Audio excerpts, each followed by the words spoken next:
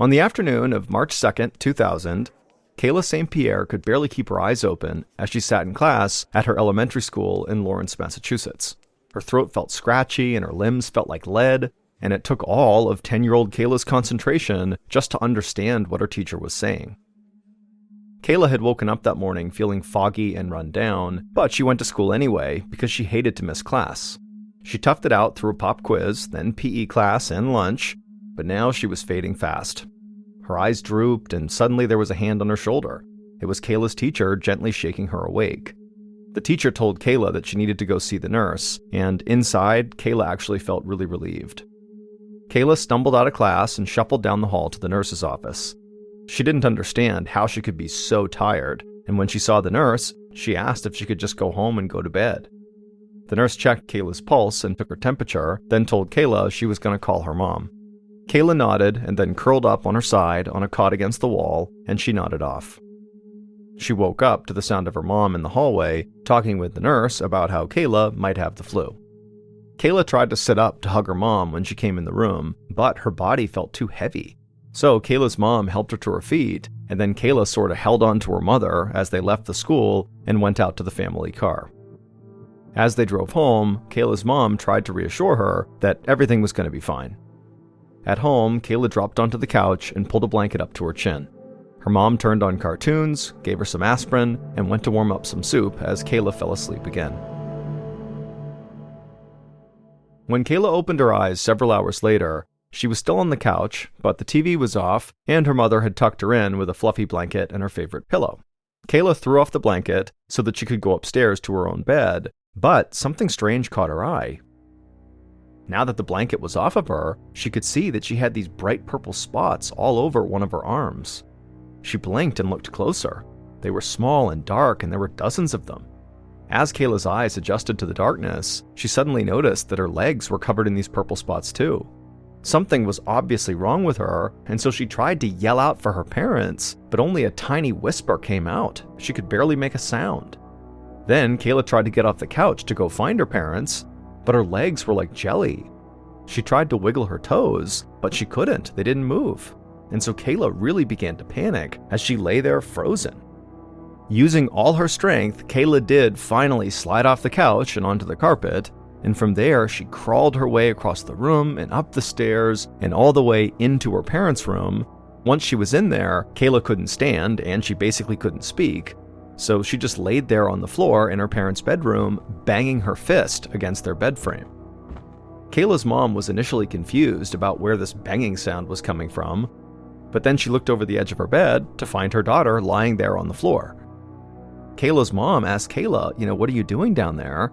Kayla looked up at her mom, and even though she couldn't say the words, she mouthed the words as clearly as she could that she needed to go to the hospital.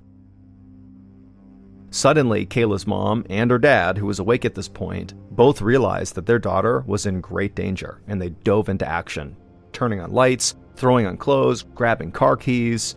Kayla's mom grabbed Kayla's shoes and crouched down and put them on her because Kayla couldn't move at all.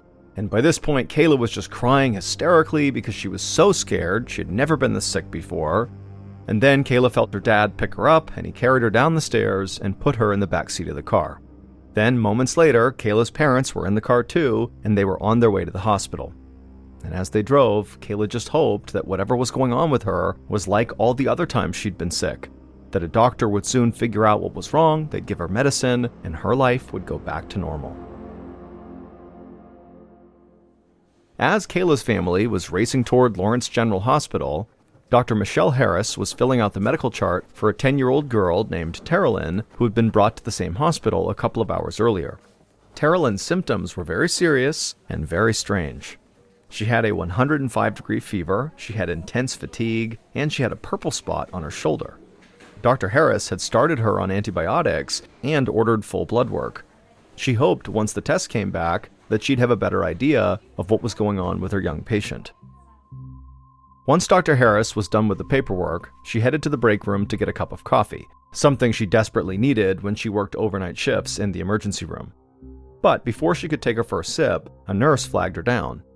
A new patient named Kayla St. Pierre had just arrived in the ER, and Dr. Harris was needed immediately. Dr. Harris thanked the nurse and quickly went to the ER, where she found Kayla in a sweaty, pale heap on a bed. Her parents stood on either side of her, looking terrified and exhausted. Dr. Harris introduced herself and asked Kayla how she was feeling, but Kayla could barely turn her head to look at the doctor. She mumbled that her body hurt and her arms and legs felt weird. Dr. Harris pushed up the sleeves on Kayla's hospital gown to get a better look at her, and when she did this, Dr. Harris did a double take. Her arms were covered in purple splotches, sort of like that one purple dot that was on her other patient's shoulder, Terrelyn. Dr. Harris studied the markings on Kayla's arms and her legs more closely and realized that she recognized the condition from medical school. These splotches were a type of blood vessel disorder called purpuric lesions, and they typically appeared in patients whose bodies were fighting off some sort of serious infection. Next, Dr. Harris examined Kayla's hands and feet. They were cold to the touch and darker than the rest of her body, indicating poor blood circulation. Dr. Harris checked Kayla's fingers, wrists, toes, and ankles, but couldn't find a strong pulse anywhere. Dr. Harris had a sinking feeling as she recognized what was happening to this young girl. She took Kayla's parents aside and told them that Kayla's symptoms all pointed to a rare, fast-moving condition called meningococcal meningitis. Kayla's parents did not know what this disease was, so Dr. Harris spelled out the dangers that now lay ahead for Kayla. Meningitis happens when bacteria invades the membrane that protects the spinal cord and the brain. From there, the bacteria can spread into the bloodstream and trigger a runaway infection called sepsis. The purple splotches on Kayla's skin suggested that that was already happening, and if this was left untreated, meningococcal meningitis could be fatal. Dr. Harris told Kayla's parents that the most important next step was to determine how advanced this infection was. To do that, Kayla would need something called a spinal tap, which would allow the doctors to actually see the fluid in her spine. Kayla's parents looked completely overwhelmed by what Dr. Harris had said, and they clung to each other for support. But they both nodded and told the doctor to do whatever she had to save their daughter. Less than an hour later, Dr. Harris delicately pulled back the plunger on a syringe stuck between two bones of Kayla's spine. The girl's spinal fluid began trickling into the syringe and then through a plastic tube on its way to a vial that would be sent to the lab for analysis. And the moment Dr. Harris saw the liquids swirling into the vial, she knew this was a bad case. Kayla's spinal fluid was cloudy, not clear like it was supposed to be. Cloudy cerebrospinal fluid was a sign there was a serious infection in the body, which was exactly what Dr. Harris feared. Dr. Harris handed the vial to a nurse to bring down to the lab, but to be honest, the patient herself had already told the doctor all she needed to know. Kayla was clearly getting weaker and more exhausted, and her fingers and feet were turning even darker. If Dr. Harris didn't act fast, they could lose Kayla in just the next few hours.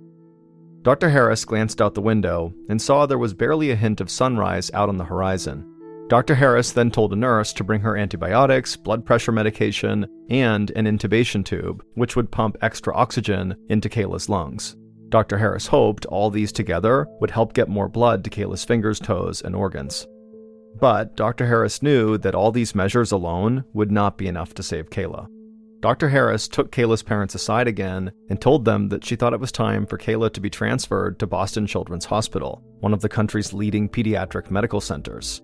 It was always risky to move patients in such a fragile condition, but given Kayla's rapid decline, Dr. Harris felt like there was no other choice. And the doctor told Kayla's parents some very sobering news. She said they had to move quickly because their daughter very likely only had about a 10% chance of surviving the next 24 hours. When Kayla's mother heard this, she lowered her face in her hands and began to cry. Once Kayla was safely loaded into the ambulance for the ride to Boston, early on the morning of March 3rd, Dr. Harris said goodbye to Kayla and Kayla's parents, and then hurried back to check on her other young patient, Terrelyn. Dr. Harris hoped she was holding up better than Kayla. But as soon as Dr. Harris stepped into the hospital room, she could see that Terrelyn's condition had actually worsened. She looked at the monitor and saw that Terrelyn's heart rate was now much higher than it was before, and her blood pressure had dropped dangerously. Dr. Harris pulled back the neckline of Terrelyn's hospital gown to check that purple spot on her shoulder, and she could see that there were now many more spots. In fact, Terolin's entire body was now covered with these alarming bruise-like spots. And so Dr. Harris had no doubt that Terolin and Kayla were suffering from the same disease. Dr. Harris felt both worried and confused to have two young patients with meningococcal meningitis on the same night. The entire state of Massachusetts only reports about 75 cases of this disease in the entire year. Two cases in the same night at the same hospital just could not be a coincidence. Dr. Harris worried that these two cases might just be the first in a whole wave of cases because of how easily meningococcal meningitis spreads. Just coughing or sharing a drink or snack or even just being close to someone carrying the bacteria is enough to spread it. Both girls' parents had told Dr. Harris that their daughters had attended school the day before they got sick, and they both attended the James F. Hennessy Elementary School, which meant any number of students and teachers and staff at the school could now also be infected. And so Dr. Harris realized the time had come to sound the alarm. So she ran to her office and she dialed the number for the Massachusetts Department of Public Health.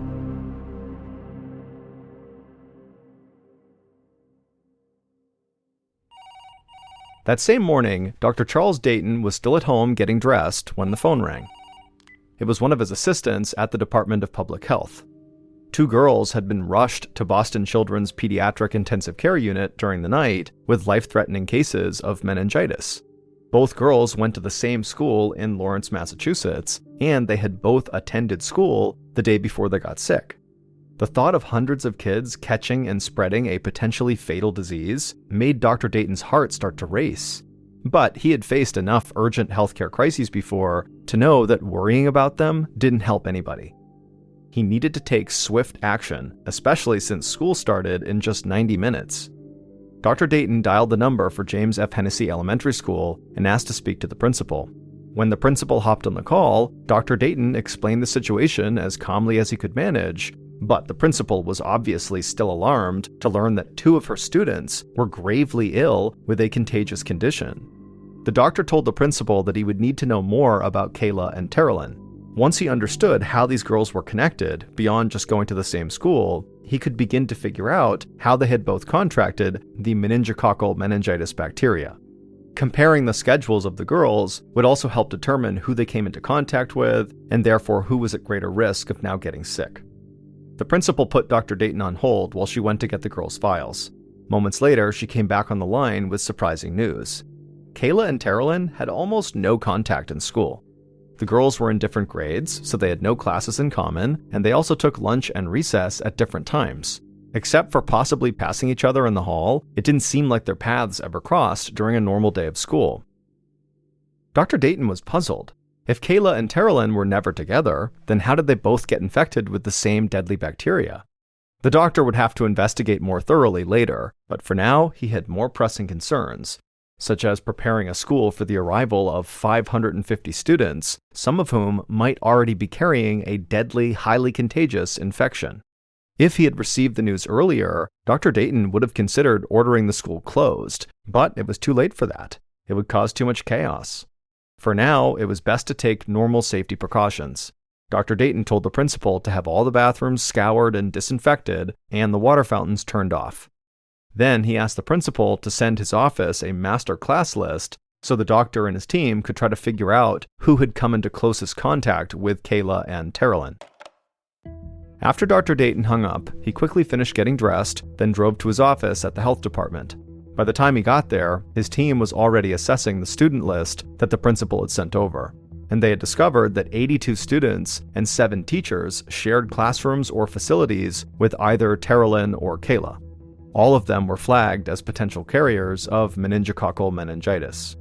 Dr. Dayton told his team to contact the parents of all 82 students and advise them to take their kids to a pediatrician so they could get antibiotics. Then he called the principal back and told her that all 7 teachers who had taught Kayla and Terolin needed to be dismissed for the entire day and remain off campus until they'd been tested for meningitis. As word of the meningitis scare trickled out into the school community, Dr. Dayton's phone rang constantly with calls from parents wanting more information. He explained as best as he could, and he reassured them that if their kids took the recommended antibiotics, they'd be fine. But later that afternoon, Dr. Dayton began receiving a different type of call. Local pharmacies were contacting him to warn that they had sold through their entire stock of antibiotics. Parents kept showing up, but there was nothing for the pharmacies to give them. At the crack of dawn the next day, Dr. Dayton's cell phone rang. It was a colleague from the state health department, confirming that the state had just ordered an emergency shipment of antibiotics for Lawrence area pharmacies. A fleet of trucks had just left their warehouses, loaded with drugs to fight off meningitis. Dr. Dayton spent a long day at his desk, confirming deliveries of antibiotics, but also fielding calls from local reporters who had found out about the meningitis cases from parents in the area. Dr. Dayton did his best to spread a message of confidence that the situation was under control, but in reality, he didn't actually know if it was. On the morning of March 5th, so 3 days after Kayla St. Pierre first got sick, Dr. Dayton got a call he'd been dreading. It was a doctor from a nearby hospital calling about a young girl who had been brought to their emergency room in the middle of the night, and her lab reports had just finished processing, and the doctor could now confirm that she had meningococcal meningitis. Then the physician said something else that alarmed Dr. Dayton even more. Although this third girl with meningitis was from Lawrence, Massachusetts, she actually went to a different school than Kayla and Terrellyn. This meant that the meningitis was spreading to a new pool of victims. Dr. Dayton feared what might come next. A third school? A fourth? Then spreading to other towns and maybe even across state lines? Who knew how far this could go? Now it was Sunday, but Dr. Dayton knew he couldn't wait for Monday to take action. So he thanked the doctor, hung up, and then quickly called an emergency weekend meeting at the health department headquarters in Boston, Massachusetts. Once Dr. Dayton got to his office, he pinned a map up showing the two schools up on the wall. He paced the room, wondering how Kayla and Terrellyn could have caught the same bacteria despite not sharing any classes or activities. And now there was this third girl from a totally different school who had somehow caught the same bacteria. And so the only explanation that made sense was that these three girls had something in common, just nobody knew what it was yet. Dr. Dayton stared at the schools on the map, lost in thought. Then an idea occurred to him. If the girls hadn't interacted at school, what if they knew each other outside of school? Dr. Dayton told his team to contact the parents of all three girls and find out every extracurricular activity they were involved in. From sports to neighborhood groups to Girl Scouts, Dr. Dayton felt certain there had to be some social thread connecting them, and if they could find it, then they had a chance to contain the outbreak. The next morning, Dr. Dayton was working in his office when he got word that another girl from a city near Lawrence had just been admitted to the hospital with a 104-degree fever. And after taking a spinal tap, a doctor confirmed her diagnosis. She too had meningococcal meningitis. Dr. Dayton slumped in his chair. This was the fourth case in 4 days, with no end in sight. Dr. Dayton desperately needed to find the source of the infection, but every new patient made the puzzle more complicated. The third girl was from a different school than Kayla and Terrellyn, and now today's girl, the fourth girl, was from a different community altogether. Dr. Dayton still felt like all of these girls must be connected somehow. He just needed to figure out what the connection was, and he needed to find it fast. Dr. Dayton called his team together again for another brainstorming meeting. To him, the biggest clue was the fact that all four girls had gotten sick within a very small window of time, which suggested they might have been exposed around roughly the same timeline. He also knew that meningococcal meningitis can take about 2 weeks until victims begin to show symptoms, which meant all these girls were likely exposed roughly 2 weeks earlier. So Dr. Dayton called in his best research assistant and told him to find out what each of the four girls were doing 14 days ago. As his research assistant left to get started, Dr. Dayton's phone rang yet again. It was Kayla's doctor at Boston Children's Hospital, and he had some very upsetting news. The majority of Kayla's fingers and toes had been without a proper blood supply for so long that the tissue inside had died, and it looked like they would have to amputate them. Dr. Dayton thought for a moment about poor Kayla. Less than a week ago, she was probably roller skating and riding her bike like any healthy 10-year-old, and now she was about to become permanently disabled. And the possibility that this might happen to even more kids on his watch made Dr. Dayton almost nauseous.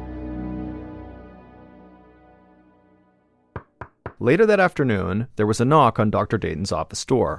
His research assistant came in, and to Dr. Dayton's surprise, the assistant looked excited. He said he had just discovered a very strong lead. It turned out all 4 girls were part of the same local girls' club.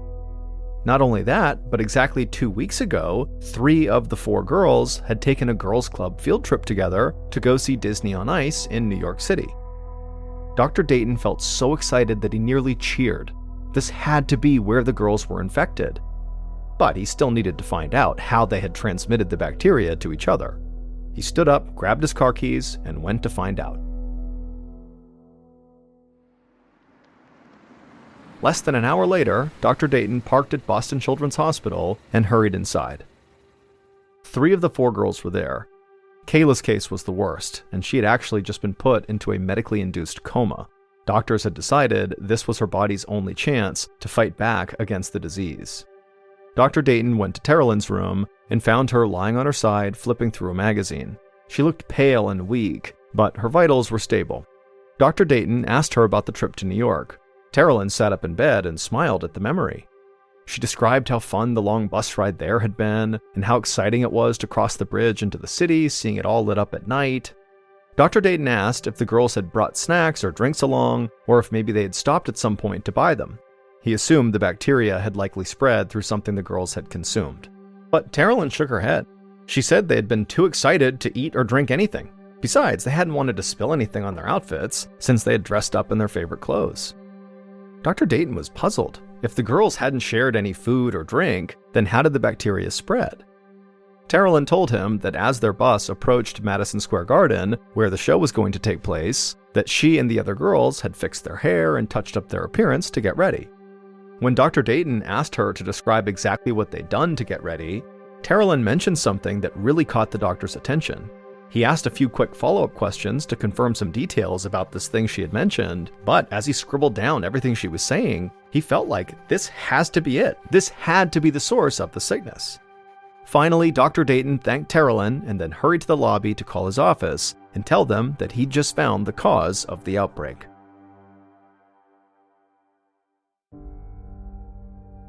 For the next 2 weeks, Dr. Dayton kept waiting for his phone to ring with news of another case, but it never happened. After 14 days with no new cases, Dr. Dayton knew the scare was over. He felt both relieved and exhausted.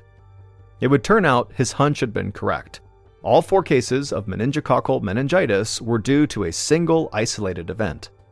Right before the Disney on Ice performance, Terilyn, Kayla, and one of the other girls had shared a tube of sparkly lip gloss to look extra glamorous for the night. And that lip gloss was contaminated with the meningococcal meningitis bacteria. Most likely, the one sick girl who was not on the field trip had also used that same tube of lip gloss sometime shortly before or after. Although Dr. Dayton was grateful to have identified the bacteria's source, he was left with one question unanswered: how the bacteria got on the lip gloss in the first place. Now, Dr. Dayton was never actually able to determine this for certain, but he guessed that someone who did not know they had meningitis must have used that lip gloss at some point. Some people carry the bacteria without ever actually getting sick themselves, even though they can spread the disease. But the bacteria was there, living on that tube of lip gloss, until the fateful day it was passed around before Disney on Ice. 3 of the girls would make full recoveries, but unfortunately Kayla would lose both her legs, 8 of her fingers, and all function in her kidneys. She underwent 50 operations and was bedridden in multiple hospitals for 11 months.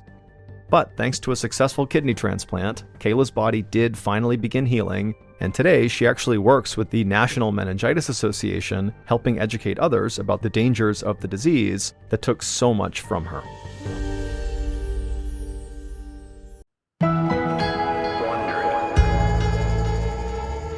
In 1996, 21-year-old Katie Fleming was studying French at the University of Oregon. That summer, she was invited to go on a camping trip with some very close friends and some people she had not met before. Their destination was this beautiful spot along the Sierra Nevada mountain range in California, but as soon as they got there, Katie did not take in any of the beautiful scenery. Instead, she fixated solely on 25-year-old James Kim, who was one of those people she had not met before that was going on this trip. And for the people that were on this trip, they would say James and Katie immediately just fell in love with each other. And for the duration of this trip, they were inseparable. And then when they got back from this trip, James would actually move from Seattle to Oregon to be with Katie. And then after Katie graduated from college, the two got married in Las Vegas and then settled in San Francisco. James, who loved technology and always had, was quickly hired by a tech company to try out new technology and then write a review for the average consumer. Basically, James got paid to play with toys, and so he loved his job. The couple also opened 2 boutique stores in San Francisco. One was an apothecary and the other sold eccentric clothing, and those 2 shops were managed by Katie full-time. By 2006, the Kim family had become very successful financially, and they had grown in size. They had a 4-year-old daughter named Penelope and a 7-month-old daughter named Sabine. Katie and James both adored their kids, but James especially was known for blowing off virtually everything and anyone to be with his daughters. In fact, his friends and family would say you couldn't even have a conversation with James if his daughters were in the room, because James would get distracted and just stare at his daughters and then would eventually just leave mid-conversation to go play with them. James was also known to bring his daughters to work virtually every chance he got, even if it really wasn't allowed at this company. On Friday, November 17th, James, Katie, and their 2 daughters loaded up into their station wagon and then drove north to Seattle. They planned on spending Thanksgiving with James's aunt and uncle who lived in the city. And also, James and Katie were considering leaving San Francisco and moving elsewhere, and Seattle seemed like a natural landing spot for them. So this trip served nicely as a chance to see family and to explore the area. And so late on Friday night, after a very long trip, they finally arrive in Seattle, and for the next couple of days, they have a wonderful time visiting with family and having Thanksgiving dinner. On Friday, November 24th, so a day after Thanksgiving, James, Katie, and their daughters loaded back up into the station wagon early in the morning. They said bye to James's aunt and uncle, and then they hit the road. But instead of just driving straight all the way to San Francisco, which would have taken the entire day and then some, they decided to make a stop in Portland, Oregon, where one of Katie's very close friends from college was going to meet them for lunch. And so after about 3.5, 4 hours, they arrive in Portland, they meet Katie's friend, and they have this nice lunch. And then afterwards, the family retired to a hotel where they crashed for the night. The next morning, the plan was originally to just get in the car and then drive all the way back to San Francisco. But Katie suggested to James that instead of just driving all day, why don't we just stay here for part of the day, leave in the afternoon, and we'll stop somewhere between here and home. We'll break up the drive one more time. James thought it was a great idea. They pulled out the map, and Katie found a nice family-friendly vacation spot that was almost exactly halfway between where they were and home. It was called the 22-Ton Lodge, and it was located on the coast of Oregon in a town called Gold Beach. And so James and Katie think, perfect, this is exactly what we needed. Katie calls the lodge, and she makes reservations for that night. And so that afternoon, after the family spent their nice day in Portland, they hopped in the car and they began traveling south towards the 22-Ton Lodge. At about 8:30 p.m., the family was still on the road making their way when James got really hungry and said, let's pull over and get a bite to eat. So the family pulls over at a Denny's restaurant in Central Oregon. They go inside, and then after a quick bite to eat, they get back out and they're on the road at 9 p.m. From the Denny's to the lodge was about a 2.5-hour drive.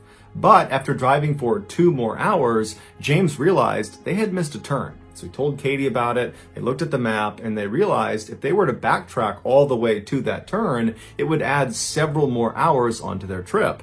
And so they began looking for an alternative path. And they found one. Instead of going all the way west to the coast and then all the way south to this lodge, which was the original plan, they could just go south from where they were all the way until they were parallel with this lodge. And then from there, they could just cut west along this road called Bear Camp Road that would basically go straight to their destination. But what this map did not do a good job of explaining was just how dangerous Bear Camp Road was. It started at 900 feet of elevation, but very quickly went all the way up to 4,000 feet of elevation before it went over the backside of this mountain down to Gold Beach and where this lodge was. While the road is paved, it's incredibly narrow and it's basically cut into a mountainside, and so there's very steep drop-offs throughout most of this ride, and there are no guardrails protecting people from falling off. The summer is really the only time people should be on Bear Camp Road because that's when the road is maintained. In the winter, the road is not plowed, it's not maintained, and so even a light snowstorm could make the road totally impassable. And the road cuts through a very remote section of Oregon where there's just not many people around. So if you get in trouble out there, you're probably on your own. But the Kims were not aware of the dangers this road possessed, and so after going south for a while, they did turn on to Bear Camp Road and began slowly driving up the mountain. And so as James is driving, Katie falls asleep in the passenger seat, the girls fall asleep in back, and outside it begins to snow. An hour later, Katie wakes up from her sleep, and the first thing she notices is outside, it is snowing so hard that James now has the windshield wipers on full blast, and still you could barely see out the front windshield. She looked at her husband, and he was hunched over, white-knuckling the steering wheel, looking intently out the window, and she says to him, what's going on? Should we stop? Should we turn around? And James, without even looking at her, says, yeah, honey, I do want to turn around, but the road is so narrow, we can't. And then he would tell his wife that earlier, they had actually driven through a fork in the road where there was enough space to turn around, and so now he was just hopeful that there'd be another fork somewhere that would allow them to turn around. And so Katie was not excited about the idea, but she trusted James and said, okay, let's keep going. And so James just continues driving up this mountain pass, and you got to understand, they are driving on basically a cliff. On the left side, left of James, is just a sheer drop-off, and the road is totally slick from the snow. And so periodically, as James is driving, even though he's only going about 5 miles an hour, he would begin to slip and slide, and he's right on the edge of this cliff. And so it was a very, very stressful ride, and after several more miles of this, they were not reaching any turnaround. In fact, they would have to periodically stop on inclines, put up the emergency brake, and one of them would have to get out and clear branches and rocks out of this tiny little road to continue onward. And so finally, Katie says to James, you gotta stop, you gotta back out of here. That's our only choice right now. And so James put the car in reverse, and he opens his car door so he can look down at the edge of this cliff to make sure he doesn't accidentally veer off of it. And so very slowly, without even applying the gas, he began going in reverse, making sure he didn't go off the cliff. And for hours and hours they did this. This must have been so stressful. But finally, they make it to this fork in the road that James had seen much earlier, and they're able to make a decision. They had two paths they could take. They could turn around completely and drive nose out along the path they came in on all the way to the highway, but that was a very far drive, and they knew that road was treacherous and there was a cliff drop off, and it was really just as dangerous as what they had been on, and they really were not keen to be on that road considering the weather. Or they could turn left and go down the mountain on this path that was way wider than the paths they were on. It was like this huge road, and it looked like it went straight to the bottom of the mountain. And they're thinking, we don't know where this goes. The signage is not clear where this goes. But you got to figure if you're going lower in elevation, the weather will not be as bad. And maybe if you go down this road, there'll be houses, or there'll be a gas station, or there'll be something. But whatever it is, it's probably better than going that way or that way. And so James turned the car and began driving down this new road. Unfortunately, this was the worst choice they could have made. This road they were now on was this long, winding dead end that was used by loggers in the summer. Now, normally, this mistake by the Kim family would have been caught, because there was supposed to be a big yellow gate that sat across this road just a little ways past this fork, blocking all traffic from proceeding any further. But vandals had recently come up and cut the lock on this gate, swung it open, and then locked it open. So the gate is completely off the road. And so as the Kims drove past where they normally would have been stopped, they didn't even see a gate. There was no gate anywhere, and so they just kept on driving. And from where this gate should have been, the road went from paved to dirt and full of potholes, and it narrowed considerably. The couple drove for 15 miles on this very tight, winding road that once again was on a cliffside, until finally they reached another fork in the road where they could either go right or they could go straight, but there was no sign telling them which way led to what. And so James stopped the car right in the middle of this intersection, and he and Katie look at each other and they know they're in trouble. So they get their phones out and they try calling for help, but they have no service. And so as they're struggling to place calls, one of them realizes it's no longer snowing. It's actually raining, and along lot of the snow on the ground seems to be getting washed away. And so after not being able to place calls for several minutes, they decide, you know what, it's 2 a.m, we're tired, let's sleep here, we'll leave the car running, it'll be nice and warm, and when we wake up in the morning, this rain will most likely have washed away the snow and we can just drive out of here. And so the two are kind of relieved as they're saying this out loud that this situation is not nearly as bad as it seems, we'll be just fine. And so Katie, James, their 2 daughters, they fall asleep with the car running, it's nice and warm, and when they wake up, Katie and James realize it's gotten much, much worse. At some point in the night after they fell asleep, the temperature must have dropped again, and that rain became very heavy snow. And so all the water on the ground froze, and then almost a foot of snow fell on top of it. They were stuck. But Katie and James, they didn't panic because they remembered when they first turned onto Bear Camp Road, they had seen a plow truck parked off of the side of the road. And so to them, that meant if it snowed along Bear Camp Road, it would get plowed. And so that day, the Kims just stayed inside of their car and they ate snacks and they read books and they kept the heater on and they waited to be rescued.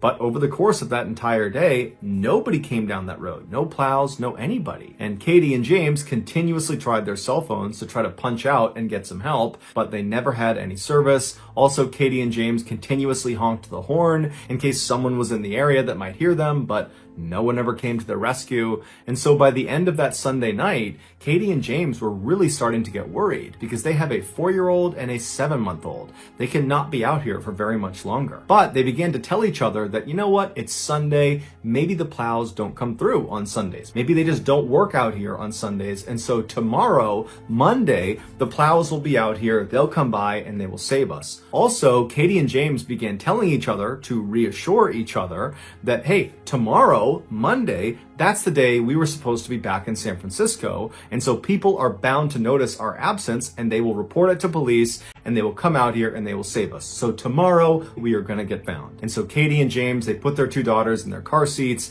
and James read them some bedtime stories and then the family fell asleep. The next day, Monday, the family did a lot of the same things they did the day before. They sat in their car, they kept spirits high, they tried to use their cell phones, which didn't work, they honked their horns to get people's attention, that didn't work, they tried to ration their food, and the whole time, they're keeping their eyes up each side of this road they're on in hopes a plow comes through.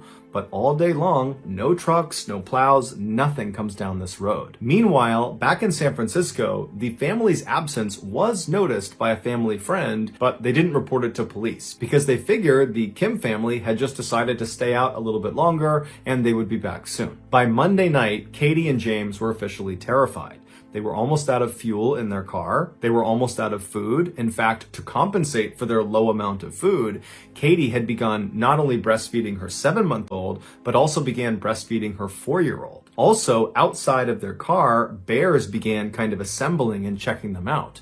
And at first, Katie and James would scream and yell and try to scare them off, but the bears ultimately were not that fazed by them. They were not aggressive, but it meant the family did not feel comfortable getting out of their car. And so they're in this very claustrophobic situation where they are literally trapped inside of this small car where all the windows are covered with snow and they can't go anywhere, they can't call anyone, they're running out of their supplies. I mean, this is a terrifying situation to be in. Katie and James had been really strong to this point, but around this time, they began to act scared, and their kids picked up on it, and they started acting scared and fearful. And so the parents were trying their best to calm them down and tell them everything's going to be fine and they're going to get out of here soon. But in reality, Katie and James knew that if they didn't get found soon, they were probably going to die. The next day when they woke up, which was Tuesday, again, no cars or trucks came down either road. There was no plows. The snow just continued to pile up, and the food was running unbelievably low to the point where James actually left the car and went out looking for bear droppings because there's bears all over the place now, and he would pull the berries out of their droppings, and he and Katie began eating those. But after a while, they decided that was not a good idea because they might poison themselves. Their daughters, who the day before had been acting out of fear and anxiety, were now lethargic and quiet. And the parents' response to this was to start fighting with each other about whose fault this was, when in reality, they were just totally scared about what might happen to them. Meanwhile, back in San Francisco, the family had still not been reported to police. And so that night, Tuesday night, the Kim family once again huddled up inside of their car. James read the kids' books, and then they all fell asleep. The next morning, Wednesday, they ran out of gas for their car. And so they had no way to heat themselves. And so James got the spare tire out of the back of the car, and he rounded up some magazines inside of the car, and he lit a fire for the family to stand around and try to warm up by. And it worked, but the fire very quickly died out, and they couldn't find any wood that wasn't soaking wet to put on it. And so before long, they did not have a fire. And so all day that day, James and Katie were desperately looking up the road in hopes that a car or truck would come through. They never did. James and Katie tried their cell phones repeatedly, but they never got service. They honked their horns and they screamed out for help, but nobody heard them. And so before long, it was dark again, and the family was huddled up inside of their now freezing car, and all they could hear outside was the sounds of bears marching around the area. And so I'm sure James and Katie thought to themselves, I wonder if we'll survive the night. Meanwhile, back in San Francisco, that family friend who had noticed the Kims were gone on Monday, she did go to the police on Wednesday afternoon and reported them missing. And so a search party was being organized that night, but of course the Kim family would have no way of knowing that. The next morning, Thursday, the Kim family woke up, they survived the night, but at this point, James and Katie are speaking openly about the real possibility that they all might die. In fact, Katie says to James, you have to promise me if our 2 kids die out here, you have to kill me too. And James said he would. At this point, Katie and James do not believe a truck or a car or anything is going to drive down this road and save them. They believe their only hope of being rescued is by sending a smoke signal up into the air that a pilot might see. So they pull off all 4 tires of their car, and then they pull everything out of the car that might burn, and they stack that on the tires, and that included Penelope's prized stuffed lamb. And then once they had their big pile, they lit it on fire, and fairly quickly, a large black billowing cloud of smoke was going straight up to the sky, and for a minute the Kim family was very optimistic that they were about to be found, that certainly someone was going to see the smoke and come find them. But unfortunately, the fire burned out very quickly, they couldn't light it again, and nobody flew overhead. And so before long, the family is once again huddled inside of their freezing cold car that night. There's bears walking around outside. They're basically out of food. Their kids aren't even crying anymore. They're just silent and cold and miserable. And as they're all shivering and trying to stay warm, James realizes he needs to do something drastic or his family's going to die. And so the next morning, Friday, when they get up, James tells Katie that he had been studying the map, and there is a town about 4 miles east called Galice that he believes he can get to in about 2 hours. Katie immediately said, no, you cannot leave us. We need you here. There's probably a search party out there looking for us right now. We need to stay together so we can all be found. But James's instincts were telling him that no one was coming for them, or no one was going to actually find them in time. And so their only hope was if he ventured off and found help. And so Katie finally reluctantly agrees to let him go because he seemed really confident. And so at 7:45 a.m. that morning, James gave his 2 daughters a big hug and a kiss, told them he loved them and he would see them soon, and then he hugged his wife and said he loved her, and then he turned around and walked up the road out of sight. At the same time, unbeknownst to the Kim family, hundreds of searchers and helicopters are all over Bear Camp Road looking for them. 2 days later, on Sunday, December 3rd, so a week after the family had originally gotten stuck, a helicopter pilot that was part of the search effort was flying around Bear Camp Road when he noticed footprints in the snow below. When he started following these footprints, and eventually the footprints kind of disappeared under some trees, and then he couldn't pick them up again, and so without that much fuel left, he decided he would just backtrack and follow the footprints back to their origin. And so he retraced these footprints for quite a while until he came to a clearing, and in the middle of the clearing was a car, and next to the car was Katie waving an umbrella back and forth. The pilot immediately knew who he was looking at, but he didn't have enough fuel to actually land and pick her and her family up. And so instead, he just hovered down as low as he could, and he made good eye contact with her to reassure her that I see you and we're coming for you. And then he marked on the map where they were. He flew off to the search headquarters, and just minutes later, another helicopter was spun up. They flew to that same location, and they were able to land in that clearing. And as soon as the pilot got out, he saw Katie running up to him, carrying her 2 daughters, who looked like they were in pretty good shape. And she's crying tears of joy, and she's thanking him profusely. And then when she's right up in front of him, she says, are you here because of my husband? Did James tell you where we were? And the pilot looked visibly confused. Katie picked up on it, and she explained how just 2 days earlier, James had left to go to the town of Galice to get help, and he still hadn't come back yet. And so at this point, the pilot understood what was happening, and so he looked down and he said, no, ma'am, we still have not found James. Katie was devastated and she cried as she and her daughters were loaded into the helicopter and airlifted out of the forest and brought to a hospital. There they would make full recoveries. Meanwhile, the search effort, which had been all over Bear Camp Road, was suddenly focused exclusively on the area around where their car was. And professional trackers were brought in to look for James's tracks, and they found them fairly quickly and began following them. James, after departing his family to go look for help, which must have been the most difficult decision he had ever made in his entire life. He loved his family more than anything, and he had to abandon them in the middle of the wilderness with no food, with no power, and he has no idea if he'll ever see them again. And so after leaving them behind, he walked 3 miles up the road they came in on, and then instead of just continuing on that road in the direction of Galice,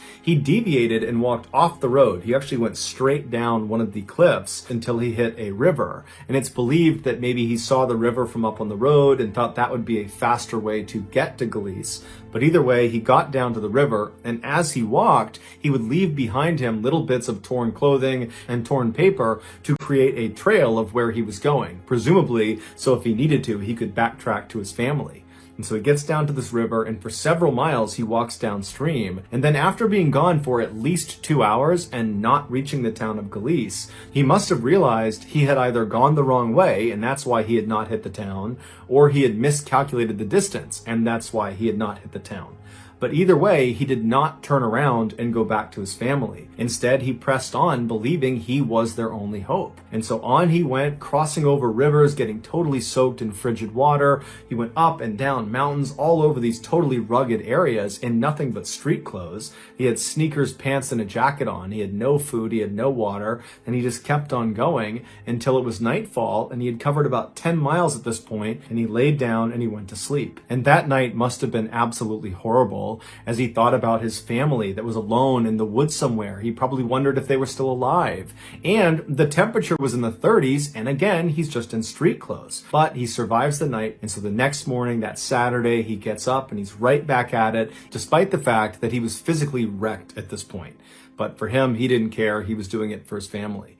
And so all day he hiked in and out of freezing cold streams, up and down mountains, until finally he found himself at the bottom of this deep ravine next to a river where he just fell to his knees, fell forward, and died. He had literally just kept on going, looking for help for his family until he eventually succumbed to hypothermia. James's body was located 2 days after his wife and his daughters were successfully rescued. It would turn out the town of Galice was not 4 miles away from the family's car. It was about 15 miles away, but that's from point A to point B on a map, like a straight line. But when you actually are hiking in the wilderness, you don't go in straight lines because there's mountains and there's rivers and there's things that get in the way. And so in order to get to Galice from where their car was, James would have had to travel 30 or 40 miles, zigging and zagging up over 4 different mountains. And so this was a suicide mission from the start. James ultimately covered 16 miles through some of the most treacherous terrain in the country, wearing nothing but his street clothes.